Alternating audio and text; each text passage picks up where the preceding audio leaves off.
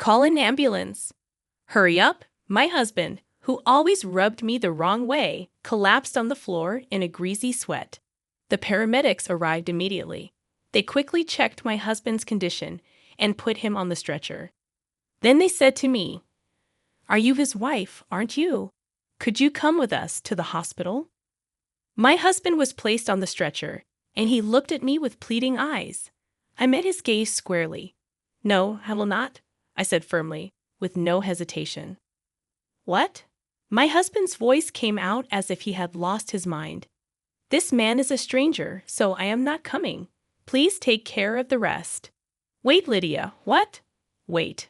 I then confronted my husband with something I had been carrying in my pocket for the past few days. The moment he saw it, his face turned even paler. "How dare you treat me like a slave all these years? This is my revenge. I will never forgive you. My name is Lydia. I'm a 36-year-old housewife living in a rented apartment with my husband, Caleb.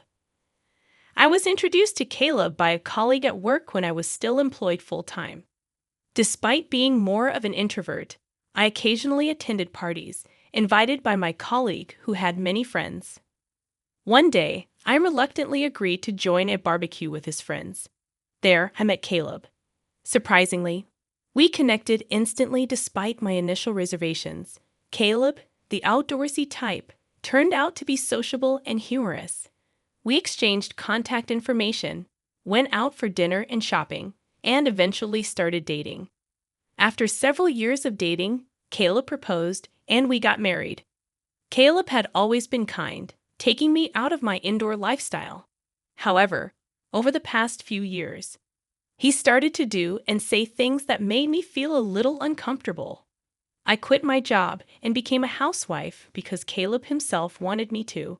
However, he often made sarcastic remarks about it. For example, when I got sick and was late cooking dinner, he would say, "Lydia, why isn't my dinner ready yet?" "Hi, sorry, I was sick today. I had a rest earlier, and I couldn't get up. Can you go take a bath first?" He would reply, "Huh? What's that? You're a housewife. You should at least take care of the meal." Caleb never seemed to worry about my health, which made me very sad. Another time, I mentioned a reunion in my hometown, saying, "Hey, Caleb, there's a reunion coming up in my hometown. I'll finish my chores, so can I go?" He would simply respond with, "Suit yourself." Well, being a stay-at-home wife is great, you know. I envy you, Lydia.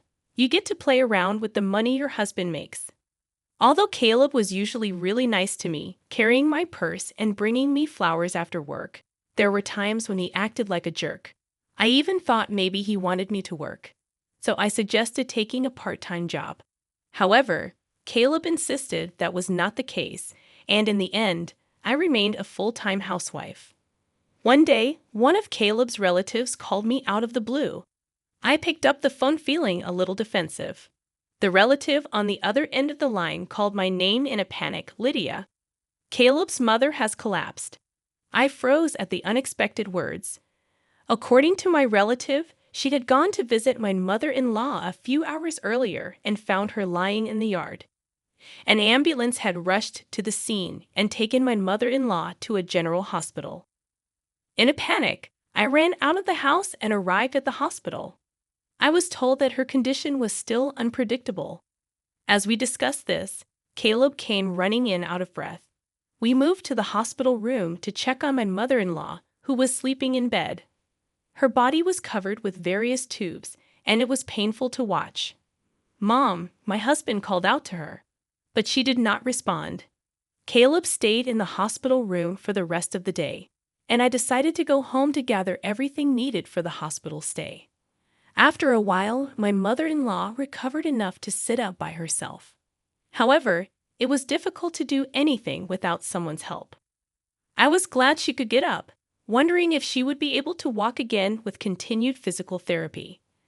As her discharge date approached next week, I said this to Caleb, and then he started to say something I didn't understand. "Oh yeah, are you ready? We'll be leaving this house next week, so you'd better start packing our stuff." I couldn't comprehend what he meant. Caleb seemed annoyed, as if he didn't like my reaction. We don't need this house since we are going to live with my mom at my parents' house.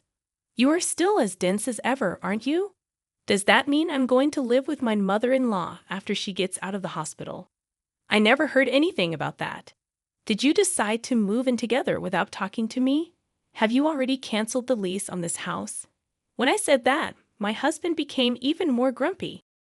Of course, I've already canceled the lease. It's the right thing for us to do as a family, to live together and help her. Don't tell me you don't want to live with her, do you? I'm the one who makes a living, so I won't accept any complaints, he said, and went back to his room with deliberate footsteps. I never thought that Caleb would take such a hardline approach. I can't believe he's canceling the lease on this apartment. I have no choice but to move out. I know he is worried about his mother, but this is too much. I sighed deeply. A few days passed, and suddenly I was living with my mother-in-law. I had never been a caregiver before, so everything was new to me. I had to spend most of my day feeding, bathing, and toileting for my mother-in-law. She didn't want me to take care of her, and she hardly communicated with me. Furthermore, when I tried to talk to her, she would hide in bed, saying she was in pain. When my mother-in-law was healthy, we didn't have a bad relationship. In fact, we sometimes exchanged delicious-looking snacks we found at the department store. Perhaps she was too frail to care for others. On the other hand, my husband Caleb, who had forced us to move in together, rarely came home. After work, he would go out for drinks and come home in the morning. Even on his days off, he would find some reason to go out. When he came home, all he did was play video games in his room. I decided to talk to Caleb while he was playing games. I know you can't avoid working overtime or drinking with your colleagues, but can't you at least help me take care of your mother when you're at home? Or I would like you to help me with the housework. I said this, and Caleb replied without looking away from the screen. What are you being so naive about? Housework and caregiving are both your jobs. I'm tired from working, you know. Oh, I'm almost out of coffee. Go make me some and clean this room, okay? And oh, take these to the dry cleaner. I need them by Wednesday. My husband spoke one-sidedly and threw his work clothes at me. This time I was annoyed and retorted, "That's enough. I've been doing housework and taking care of your mother every day for the past month without a break. Why can't you at least help me a little?" Caleb then slammed the game controller down on the desk, stood up with a mighty thud, and said, "How dare you talk to me like that? Who do you think you owe your livelihood to? If you have a problem with me, then get out. Come on, get yourself together and get out." Well, I feel sorry for my mom. She's going to be left alone without anyone to take care of her. That being said, I couldn't say a word. It's true. I only have a little money saved up, and I can't leave my mother-in-law, who can't do anything for herself. Holding back my emotions, I picked up his suit and left the room. After about 6 months of such a difficult life, my mother-in-law suddenly passed away. I woke up in the morning and went to check on her like I always do. But that day, she was no longer breathing. I called an ambulance and took her to the hospital, but it was too late. Caleb was in tears and sad. I don't know why, but I couldn't cry. I felt cold when I saw Caleb crying. Without hesitation, I thought to myself, "You didn't do anything to help her." When I realized that I don't have to take care of her anymore, I felt a sense of relief. I felt guilty for feeling that way. Time passed so quickly. After the funeral, I suddenly realized that 2 weeks had passed since my mother-in-law was gone. It was time to organize her belongings. After my husband left for work, I started cleaning my mother-in-law's room. I put her favorite clothes and accessories into cardboard boxes one after another. But there weren't many, so the work was over soon. Next, I opened the cabinet by my mother-in-law's bedside. There was almost nothing in it, but there was a big can on the bottom shelf. I thought I had seen it somewhere before, and it was a can of assorted sweets I had given her when she was still in good health. I wondered why it was there. I'd opened the lid of the can, and there was a letter inside. When I picked up the envelope, I found the words "Dear Lydia" on it. I hurriedly opened it and looked inside. In trembling letters, there was a message for me. "Lydia, I am sorry for making you take care of me. I was ashamed of myself for forcing you to work for me every day. I was also ashamed of my son, Caleb. I know how bad he was to you, Lydia. You should leave him and live your life the way you want. My mother-in-law knew everything. She knew that her son was being selfish, and that I was suffering from it. At the end of the letter, she wrote, I am glad that I was able to spend the last days of my life with you, Lydia. Thank you. At that moment, I cried for the first time since my mother-in-law passed away. It was as if everything I had been holding back was flowing out of me. I cried and cried until my tears ran dry. And then I made up my mind. I would divorce my husband. 10 days have passed since I found the letter from my mother-in-law. My husband is still treating me like a slave. Lydia, I'm missing one of my socks. Where is it? Oh, and take my car to the car wash today. You've got nothing to do, right? He's going out with his colleagues for golfing today. I guess he's completely forgotten about it, but today is our wedding anniversary. Well, I don't even care about it anymore. What are you going to do while I'm golfing? You can't just sit around, you know. You have to prepare dinner, clean my room, clean the bathroom. You have a lot to do. His arrogance left me speechless. Hey, can you hear me? Bring me my sock and a jacket. Hurry up, or I'll be late. At that moment, Caleb fell to the floor, clutching his stomach. He was in pain and sweating. He told me to call an ambulance, as if he was trying to squeeze out the worst. I froze at the sadness of the situation, and my husband yelled at me, Hurry up, you're really useless. Can't you even call an ambulance? Hearing these words, I became strangely calm. Then I called 911, and within minutes, an ambulance arrived with paramedics. The paramedics quickly assessed Caleb's condition and placed him on a stretcher.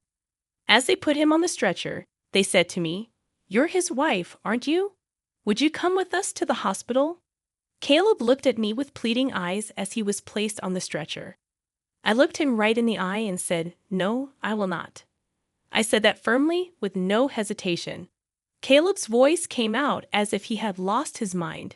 This man is a stranger, so I am not coming. Please take care of the rest. Then I confronted Caleb with something I had been carrying in my pocket for the past few days. The divorce papers that I was forced to sign when we had a fight a while ago. My husband had always told me that if I disobeyed him, he would serve me with the divorce papers. Caleb tried to snatch the divorce papers from me, but he couldn't seem to move due to the pain, so he had to lean back on the stretcher without any efforts. Excuse me, but please leave now, I said. As I said this, the paramedics finally took my husband away in the ambulance. He must have looked like a poor husband whose wife had given him a divorce. He should be embarrassed. I watched the ambulance leave and then left the house. It took a long time, but the divorce papers were accepted and the divorce was officially finalized.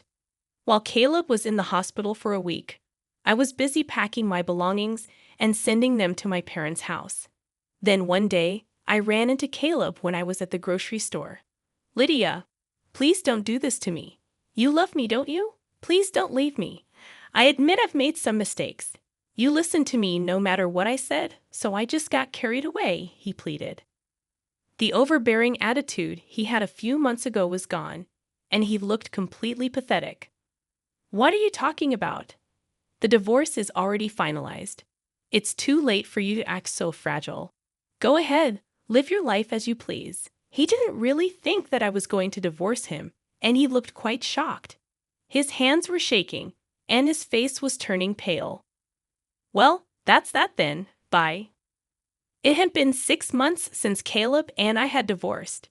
Caleb had once visited my parents' house, ringing the intercom and calling out my name so loudly that I had no choice but to see him. Sure enough, he wanted me to get back together with him. When I kept quiet, he began to reveal his current lifestyle to me. He can't cook because he forced me to do all the housework. He eats only TV dinners or eats out. And he has gained 10 pounds since the divorce. It's true that he put on a lot of fat on his face and stomach, noticeable at a glance. Additionally, he doesn't seem to understand how to do laundry. The shirts he wears are wrinkled and smell weird. making him look even filthier. I finally realized how great you have done, Lydia. If I don't do something, the people at the company won't like me, Caleb said, sobbing cheap tears. In other words, he wants to treat me like a servant again. There's no way I'm going back to that. No, never.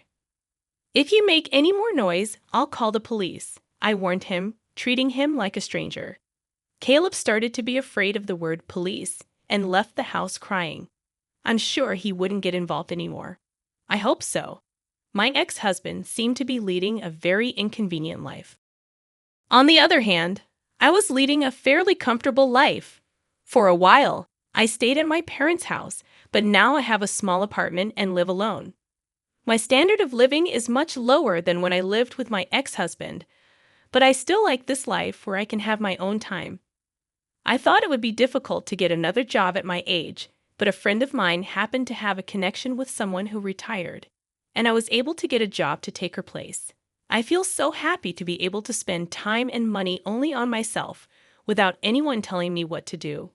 From now on, I want to take care of myself at my own pace.